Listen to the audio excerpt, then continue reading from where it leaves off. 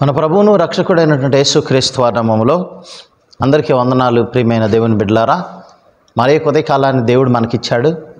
ఈ ఉదయకాలమును కూడా మనము వాక్యాన్ని ధ్యానించుకుందాం.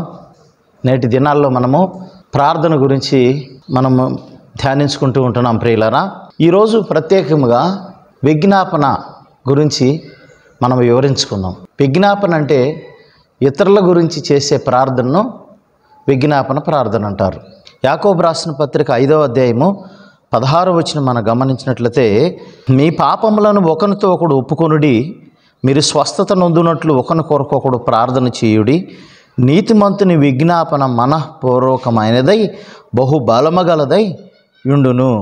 ప్రియమైన దేవుని బిడ్డలారా, ఇక్కడ మనం గమనించినట్లయితే నీతిమంతుని విజ్ఞాపన మనఃపూర్వకమైనదై బహుబలము గలదై యుండును అంటున్నాడు. భక్తులు అనేక మంది విజ్ఞాపన ప్రార్థన చేశారు. ఇప్పుడు ఆల్రెడీ మనము ఒక విషయాన్ని మనం ఆల్రెడీ ధ్యానించుకున్నాం. ఏంది? స్వార్థంగా మనం ప్రార్థించుకోకూడదు. అంటే మన గురించి మనం చేసుకునే ప్రార్థన మన సొంత అవసరాల కోసం, సొంత వాటి కోసం చేస్తూ ఉన్నాం. చేయాలి వాటికి కూడా, కానీ ముందు ఇతరుల కోసం మనం ప్రార్థన చేయాల్సినటువంటి బాధ్యత మన మీద ఉంది.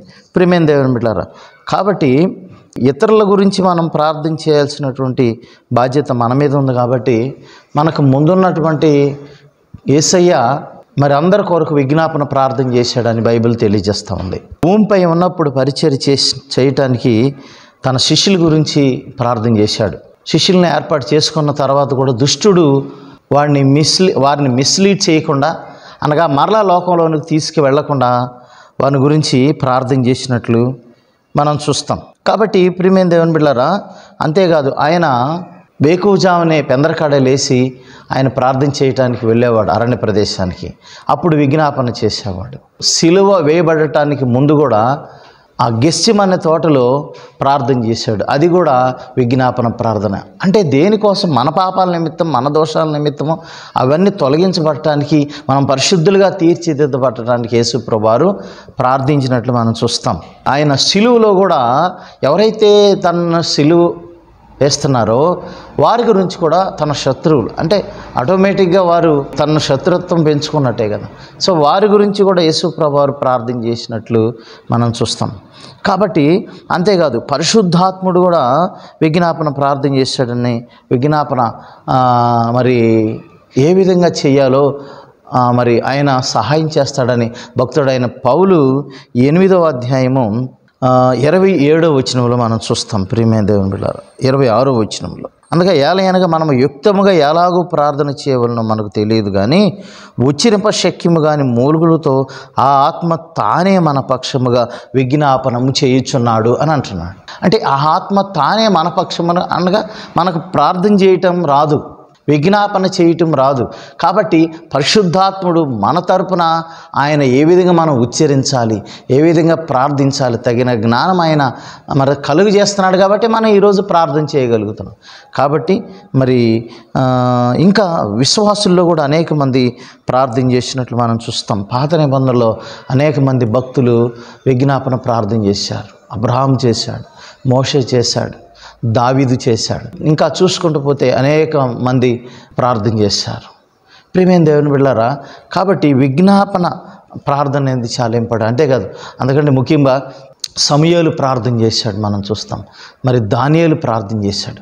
వీరందరూ కూడా మరి ఆ దేశాల గురించి కానీ, ఆ ప్రజల గురించి కానీ, ఆ యొక్క ప్రజల బాగోగుల గురించి కానీ, మరి నశించిపోతున్న ప్రజల గురించి కానీ వారు విజ్ఞాపన ప్రార్థన చేసినట్లు మనం చూస్తూ ఉన్నాం. కాబట్టి ప్రియమైన దేవుని బిడ్డలారా, విజ్ఞాపన ప్రార్థన అనేది చాలా ఇంపార్టెంట్. అందుకనే పౌలు కూడా తిమోతికి రాస్తూ అంటాడు కదా, విజ్ఞాపన ప్రార్థించి మనుషులందరి కోసం చేయమంటున్నాడు. అంతేకాదు, రాజుల కోసం, అధికారుల కోసం ప్రార్థన చేయమంటున్నాడు. ప్రార్థన చేయమని కింద ఆ వచనంలో చెప్తాడు, ఇది మంచిది మన రక్షకుడు దేవుని దృష్టికి అనుకూలమైనదియునై ఉన్నది అని అంటున్నాడు. కాబట్టి ప్రియమైన దేవుని బిడ్డలారా, మరి మనం ఇతరుల గురించి చేసే ప్రార్థననే విజ్ఞాపన అంటాం. యేసు ప్రభువారు ఈ లోకంలో ఉన్నప్పుడు మరి తను మహారాధనతో, కన్నీళ్లతో విజ్ఞాపన చేశాడు నశించిపోయే ఆత్మల కొరకు. కాబట్టి ప్రియమైన దేవుని బిడ్డలారా, మరి మనం కూడా విజ్ఞాపనకర్తలుగా ఉండాలి. విజ్ఞాపన చేసేవారిగా ఉండాలి. మన సహోదరులు అనేక మంది అస్వస్థతలో ఉంటారు. అనారోగ్యంలో, వారి గురించి ప్రార్థన చేయాలి. ఆత్మీయంగా బలహీనులుగా ఉన్నవారు ఉంటారు, వారి గురించి ప్రార్థన చేయాలి. రక్షణ లేని వారు ఈ ప్రపంచం మీద, ఈ దేశం మీద అనేక మంది ఉంటారు, వారందరి గురించి ప్రార్థన చేయాలి. ఇవన్నీ అంతేకాదండి, మన పరిశుద్ధులు అంటే విశ్వాసులు ఎవరైతే ఉన్నారో, మనతోటి విశ్వాసులు, సేవకులు, మరి పాస్టర్స్, మిషనరీసు, ఇంకా సువార్థికులు, అనేక మంది, వీరందరి గురించి కూడా, ఉపదేశకులు, బోధకులు, వీరందరూ ఉంటారు. వీరందరి గురించి కూడా మనం విజ్ఞాపన ప్రార్థన చేయవలసి ఉంటుంది. అంతేకాదు, అనేక ప్రాంతాల్లో స్వార్థ పరిచర్యకు ఆటంకాలు జరుగుతున్నాయి. కాబట్టి ఆ ఆటంకములను దేవుడు తొలగించుటకు మనం విజ్ఞాపన ప్రార్థన చేయవలసి ఉన్నది. కాబట్టి ప్రియులారా, విజ్ఞాపన అనేది చాలా ఇంపార్టెంట్. కాబట్టి మనం ఇతరుల గురించి చేసిన ఆ ప్రార్థనే మనకప్పుడు రేపు ప్రతిఫలముగా ఉంటుంది. ఆ విజ్ఞాపన ప్రార్థనలే పరిశుద్ధులు, మరి 24 పెద్దలు బంగారు పాత్రలో ఆ పరిశుద్ధులు చేసిన ప్రార్థనలు తీసుకొచ్చి సమర్పిస్తారంట. కాబట్టి విజ్ఞాపన ప్రార్థన చేస్తేనే నీకు పరలోకంలో ప్రతిఫలం ఉంటుంది. నీ గురించి నువ్వు చేసుకోవటం కాదు, వేరే వాళ్ళ గురించి ప్రార్థన చేయాలి. వేరే దేశాల గురించి, వేరే ప్రజల గురించి, కష్టాల్లో ఉన్న, ఆర్థిక సమస్యలో ఉన్న వారికి, అనారోగ్యం ఉన్న వారికి, వీరందరి గురించి చేసే ప్రార్థనే విజ్ఞాపన ప్రార్థన అంటారు. గుర్తుపెట్టుకోండి దయచేసి, ఇది చాలా ఇంపార్టెంట్. విశ్వాస యొక్క జీవితంలో మనం చేయాలి. చేసినట్లయితే ప్రభు యొద్ద ప్రతిఫలం పొందుకుంటాం. దేవుడి పరిశుద్ధ వాక్యం దీవించినగాక. ఆమెను ప్రార్థన చేసుకుందాం. మమ్మల్ని మిక్కిలిగా ప్రేమించిన ప్రియ పరలోకపు తండ్రి, విజ్ఞాపన గురించి మేము ఉన్నాం ప్రభువా. విజ్ఞాపన అనగా ఇతరుల గురించి మేము ప్రార్థించటం. ప్రభు, మీరు ఈ లోకమునకు ఉన్నప్పుడు మరి అనేక మంది గురించి విజ్ఞాపన చేశారు. అంతేకాదయ్యా, ఇప్పుడు తండ్రి యొక్క కుడి పార్శ్వం నుండి మీరు విజ్ఞాపన చేస్తున్నారు. కాబట్టి మేము పరిశుద్ధపరచబడుతున్నాం, పాపను విడుదల పొందగలుగుతున్నాం, నీతివంతులుగా తీర్చిదిద్దబడుతున్నాం ప్రభు.